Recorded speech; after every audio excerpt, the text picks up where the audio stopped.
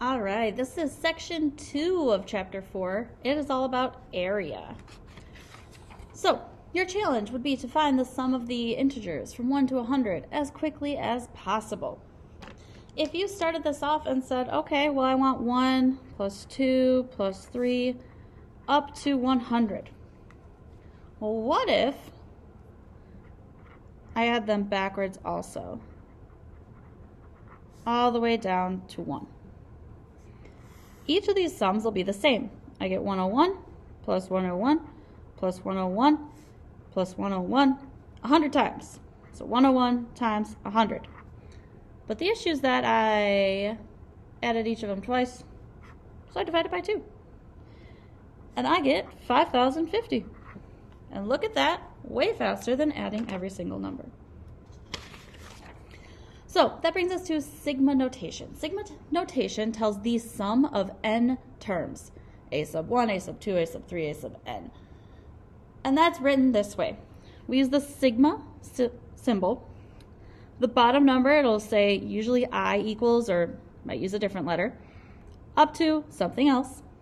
And that just means that it's the first term, second term, third term, all the way up until we reach that top number term added together. I is called the index of summation. A sub I is the ith term of the sum, and the upper and lower bounds of summation are n and 1. The lower bound is 1 because that's what we said we're starting at. The upper bound is n, whatever's up there. So, some examples of summation. I equals 1 to 6 for I. We start with 1 plus 2, 3, 4, 5, 6 until we reach that top number. We add those all up, we get 21 as our answer. For this next one, I starts at 0. Well, 0 plus 1 means my first term is 1.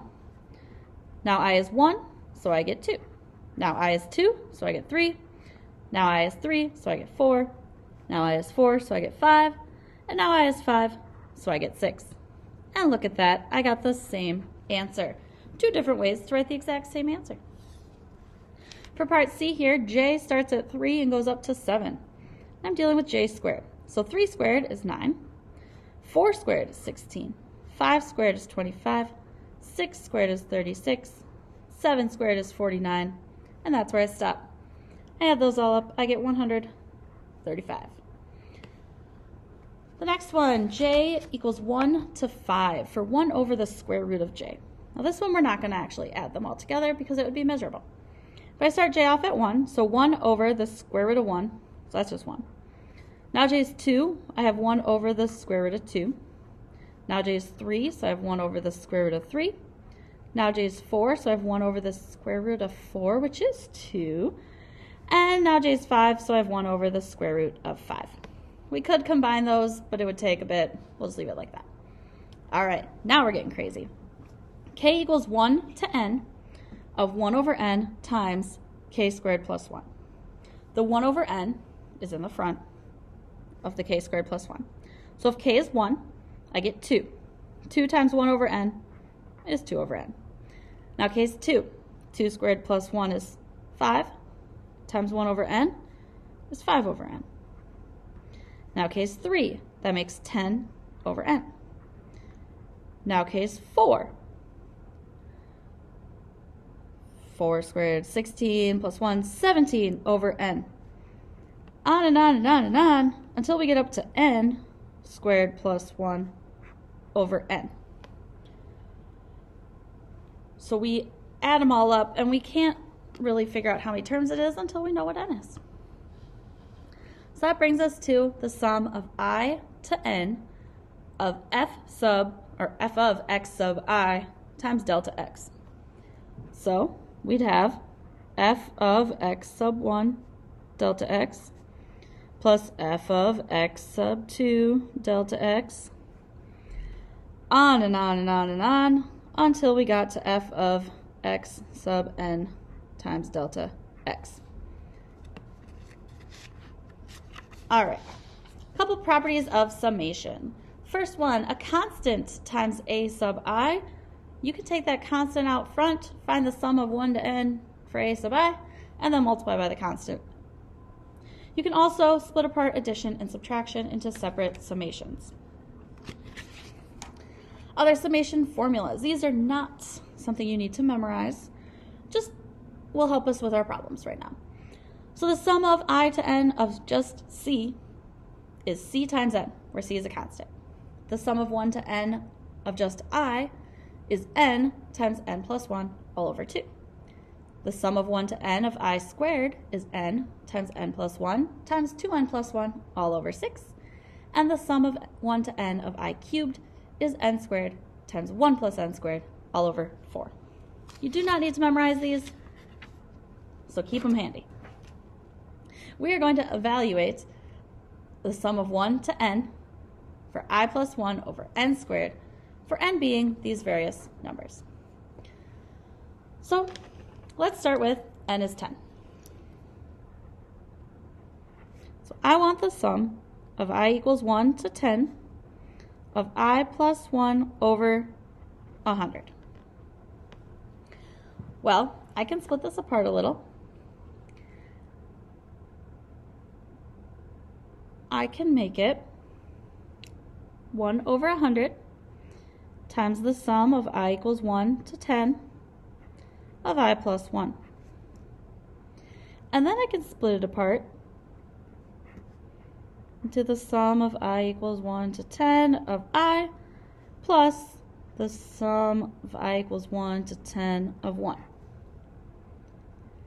So I have 1 over 100 times the sum of I to n of just I is n times n plus 1 over 2. Well, n is 10. So I have 10 times 10 plus 1 all over 2. Plus, for a constant, we just take the constant times n. 1 times 10 is 10. So I have 1/100th of 110 over 2 plus 10. I have 1/100th of 55 plus 10, which is 65 over 100, which is 0.65. All right, now let's look at n being 100.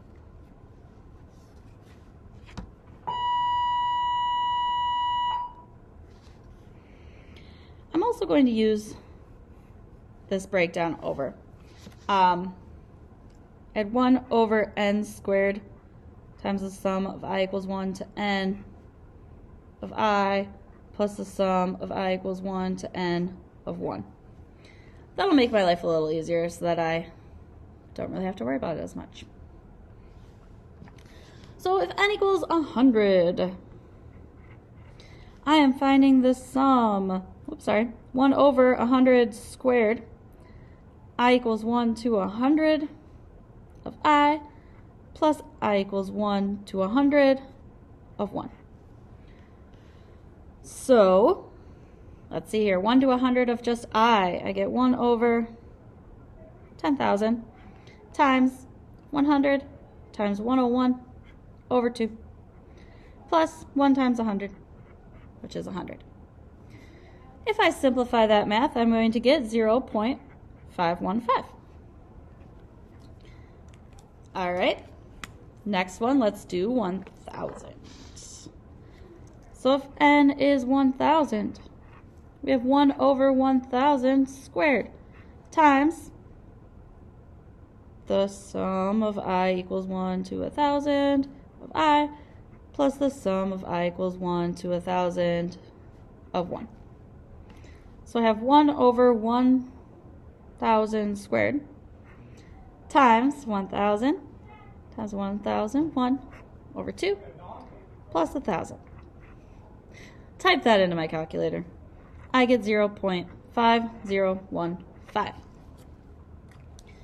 And finally, we'll do the same thing with 10,000.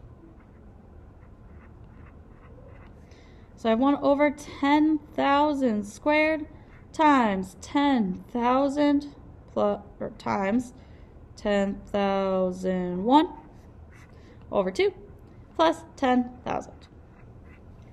Yowza. That is 0.50015.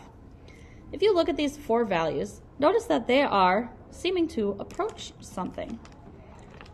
So that tells me the bigger n gets. So the limit as n approaches infinity of the sum from I equals 1 to n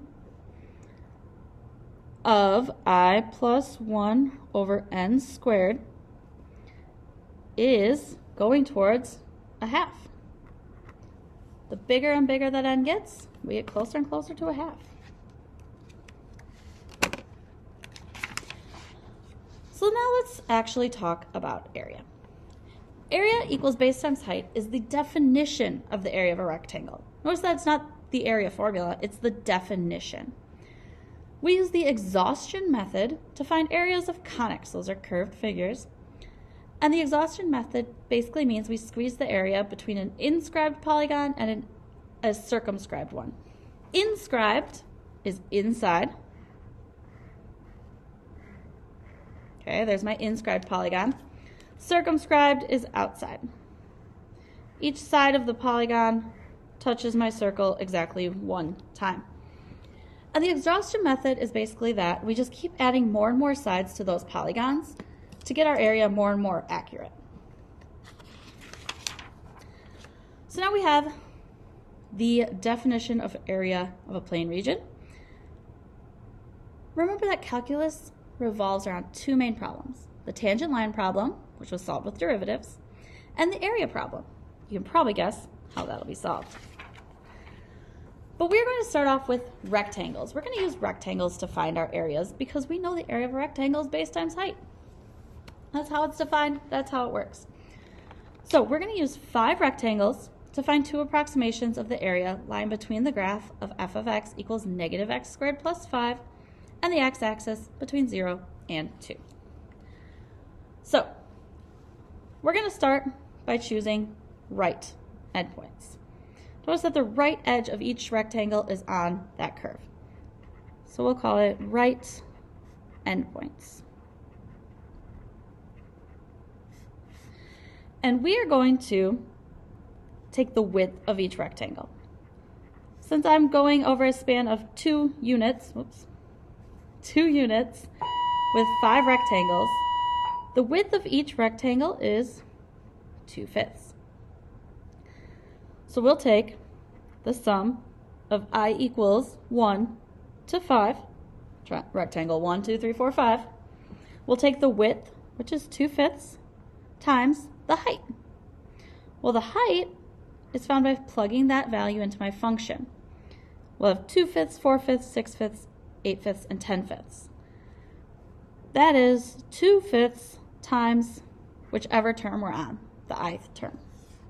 So our 2/5 can come out front. Then we'll multiply by f of 2/5 plus f of 4/5 plus f of 6/5 plus f of 8/5 plus f of 10/5, better known as 2. Notice I have 1, 2, 3, 4, 5 values inside because I'm making 5 rectangles. So f of 2/5 is negative 4 over 25 plus 5, right? Negative x squared plus 5. F of 4/5 is negative 16 over 25 plus 5. F of 6/5, negative 36 over 25 plus 5. F of 8/5 is negative 64 over 25 plus 5. And f of 10/5, or f of 2, is 1. Add those all, multiply by 2/5, we get approximately 6.48 for the area. Now let's look at the other endpoints. Let's use points that are on the left-hand side of each rectangle to find their areas. So they're still going to be 2/5 wide. But we're going to start at 0 and up to 8/5. That's our last endpoint that we're going to use for our rectangles. So we will take left endpoints.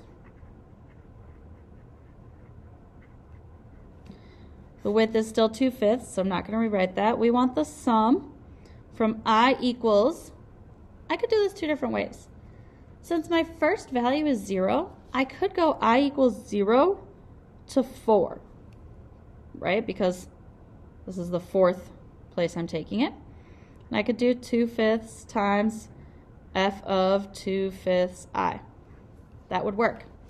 Because then I'd have 2/5 times f of 0, which is 5, plus f of 2/5, which is negative 4/25 plus 5, plus f of 4/5, which is negative 16/25 plus 5, plus f of 6/5, which is negative 36/25 plus 5. Let's see here, 1, 2, 3, 4. I got one more, which is negative 64/25 plus 5. When I add that all up and multiply by 2/5, I'll get 8.08. So what that means is that our actual area is somewhere in between there. It's between 6.48 and 8.08. We don't know exactly where yet, but it's in there. So, some important vocab terms, all that fun stuff. Upper and lower sums. Given a plane region bounded above by the graph of a non-negative continuous function, bounded below by the x-axis, and bounded by the vertical lines x equals a and x equals b, to approximate the area, we subdivide the interval into n subintervals. Each interval, we subtract the two endpoints and divide by the number of rectangles we want. The extreme value theorem guarantees the existence of a maximum and a minimum in each subinterval. So f of m sub I, that's going to be the minimum in each interval. F of capital M sub I is going to be the maximum in each interval.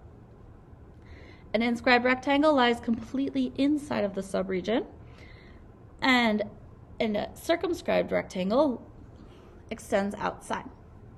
So basically what this says is that the area of each inscribed rectangle is less than or equal to the area of each circumscribed rectangle. The lower sum is adding up each inscribed rectangle. The upper sum is adding up each circumscribed rectangle.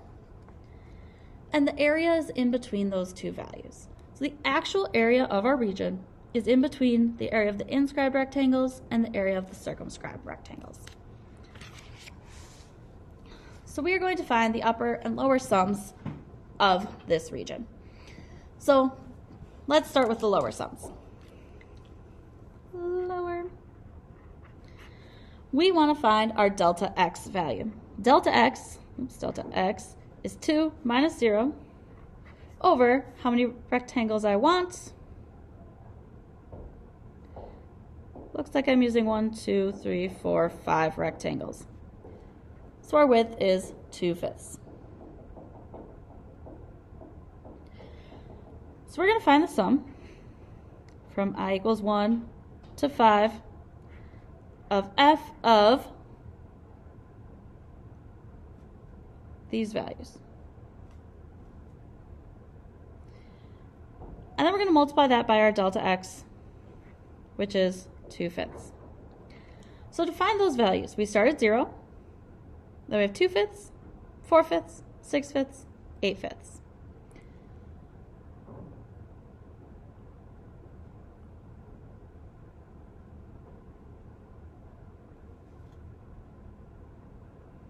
So just like before, we use 2/5 I. So we'll take 2/5 times f of 2/5, which is 4/25, plus f of 4/5, which is 16/25.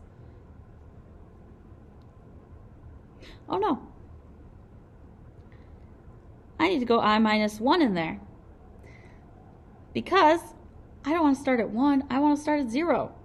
So I forget a plus 0 in here for that first term. And then 6 would be 36/25, and 8 is 64/25. When we add this up, our lower sum is 48/25. Then we're going to try to get our upper sum. So the upper sum, notice it's using the right hand endpoints. So for our upper, capital S of n, we are going to add up from I equals 1 to 5, f of 2/5 I. Since we're using the right-hand sides, we can just do 2/5 I times 2/5. So we'll take 2/5 times f of 2/5, 4/25, f of 4/5, f of 6/5, f of 8/5, and f of 2.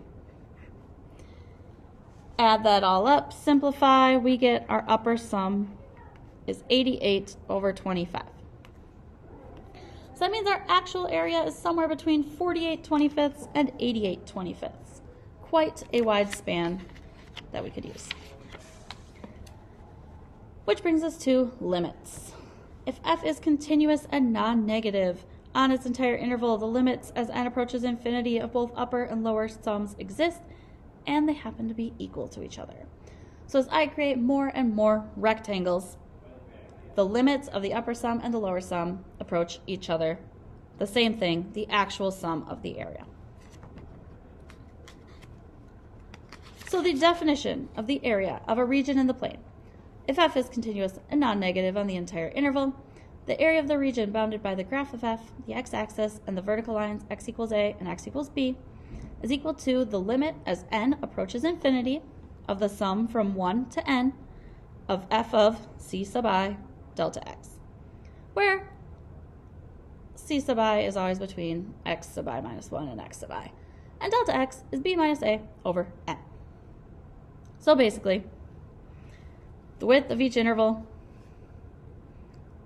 is x sub I minus 1. That's our delta x. And then we take the f value at each of those intervals. Ci will always be found by taking a plus b minus a over n times I, which is also delta x. So a plus delta x times I. All right, so let's find this area. We're finding the limit as n approaches infinity of the sum from I equals 1 to n of f of c sub I delta x. So let's start with delta x. Delta x is b minus a, 1 minus 0, over n, which is 1 over n. C sub I is a, which is 0, plus b minus a over n, so 1 over n, times I, or just I over n. So we are finding the limit as n approaches infinity of the sum from I equals 1 to n of f of I over n times 1 over n. Now we take this and we plug f of I over n into our equation. So we have the limit as n approaches infinity of the sum from I equals 1 to n of I over n cubed times 1 over n, which finally can become the sum of I equals 1 to n of I cubed over n to the 4th. And we can also take it out, the limit as n approaches infinity of 1 over n to the 4th power times the sum from I equals 1 to n of I cubed. All right, we have a formula that we can rewrite 1 to n of I cubed. So we have the limit as n approaches infinity of 1 over n to the 4th power times, look back at my summation formulas, I cubed is n squared times n plus 1 squared over 4. Now we're just going to do some algebra. Let's multiply this out. Actually, let's cancel some of these n's. We have the limit from n to infinity, as n approaches infinity, of 1 over n squared times, and I'll FOIL this, n squared plus 2n plus 1 over 4. Let's distribute and simplify my n squared in the denominator. N squared over n squared is 1 over 4. Don't forget that over 4 part. 2n over n squared times 4. The 2 and the 4 make a 1 over 2. And I have an n in the denominator. 1/4 times 1 over n squared is 1 over 4n squared. Now as n approaches infinity, the first fraction is 1/4. Second one becomes 0. Third one becomes 0. This sum is 1/4. A lot of work to get there, though. All right, let's find the area of the region bounded by the graph of this function, the x-axis and the vertical lines 1 and 2. So we are looking for the limit as n approaches infinity of the sum from I equals 1 to n of f of ci, c sub I, and we also need delta x in here. Delta x is 2 minus 1 over n, so 1 over n. C sub I is a, which is 1, plus 1 over n times I. So it's 1 plus I over n times 1 over n. All right, we will plug that stuff in here.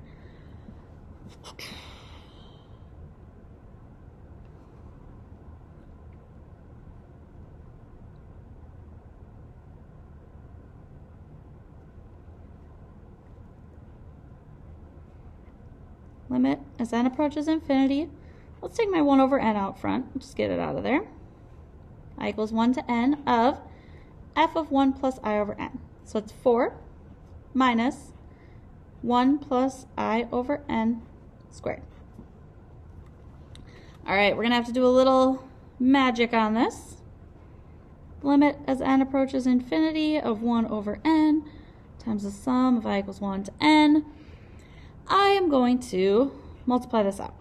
4 minus 1 minus, because I have to distribute, 2i over n minus I squared over n squared. All right, so this part becomes a 3. Cool. All right. Limit as n approaches infinity of 1 over n times sum of I equals 1 to n of 3 minus the sum of I equals 1 to n of 2i over n minus the sum of I equals 1 to n of I squared over n squared. All right, so the limit as n approaches infinity of 1 over n times 3n minus 2 over n times I gives me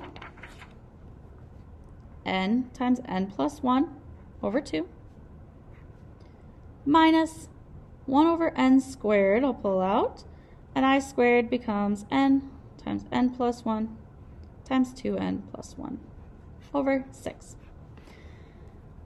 Another parenthesis. Now we have the hard algebra part. We are going to distribute and combine like terms and all that fun stuff. So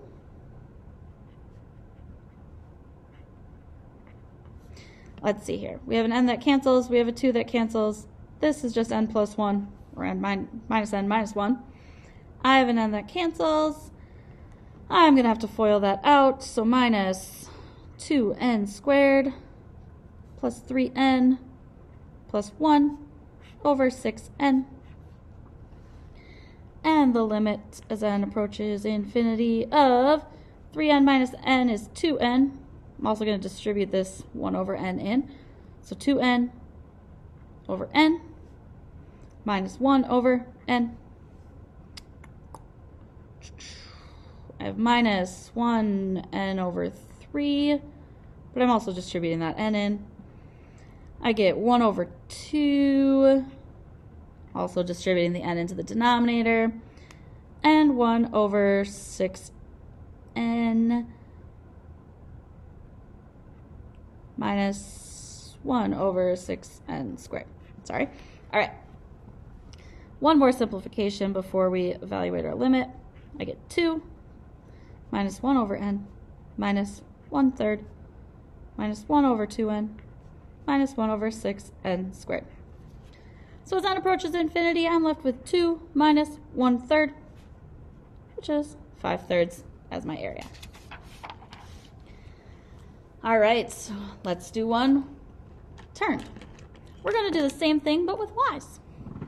So we're going to use the function f of y equals y squared, bounded by the y-axis from 0 to 1. It'll work the exact same way. Our delta y is 1 minus 0 over n.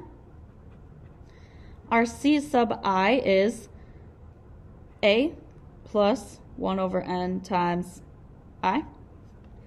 So we're finding the sum from I equals 1 to n of y squared, so I over n squared, times 1 over n. All right. Whoops. We want the limit as n approaches infinity of that. So limit as n approaches infinity of 1 over n cubed times the sum from I equals 1 to n of I squared. That's all we're finding. The limit as n approaches infinity of 1 over n cubed times, our formula for I squared is n times n plus 1 times 2n plus 1 over 6. I'm going to simplify one of those n's out right away. I'm going to multiply out that numerator. I get 2n squared plus 3n plus 1 over 6n squared. And the limit as n approaches infinity of, we get 1/3 plus 1 over 2n plus 1 over 6n squared. Our answer is just 1/3 for the area. All right, now we're going to talk very briefly about something called the trapezoidal rule. The trapezoidal rule basically says we're going to find the area and we're going to approximate it with trapezoids. So remember, a trapezoid has 2 parallel sides and then 2 other sides. We're going to have this side be flat, so that'll always be our height. We'll have base 1, base 2.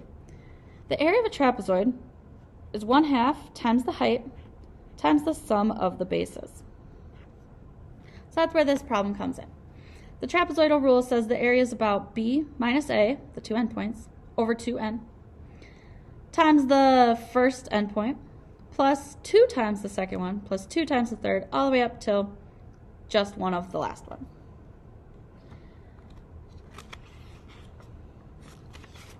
So we're going to use that rule to approximate the area bounded by this graph, the x-axis, and the lines 0 and pi. And we'll compare the results with 4 and 8. So let's start with 4. N equals 4. So we start with b minus a, pi minus 0, over n times f of 0 plus 2f of, we're moving pi over 4 over, so we're at pi over 4, plus 2f of pi over 2, plus 2f of 3 pi over 4, plus, we're at the other endpoint, so it's just a single f of pi. So we get pi over 4 times 0 plus 2 times square root 2 over 2 plus 2 times 1 plus 2 times square root 2 over 2 plus 2 times 0. Oops, sorry, no 2 there. Just a 0. Add that all up, multiply by pi over 4, we get about 5.363. And then if we use 8 trapezoids, we'd have pi minus 0 over 8. We'd take f of 0 plus 2f of pi over 8 plus 2f of pi over 4 plus 2f of 3 pi over 8 plus 2f of pi over 2 plus 2f of 5 pi over 8 plus 2f of 3 pi over 4 plus 2f of 7 pi over 8 plus a single f of pi. This one is a calculator problem if I've ever seen it, because I don't know the sign of pi over 8 off the top of my head. If If I type that all in, though, I get about 3.948. This is a very large gap, right? The actual area is something closer to 3.948. More trapezoids mean we're getting closer to our actual area. So your assignment will be a worksheet 4.2.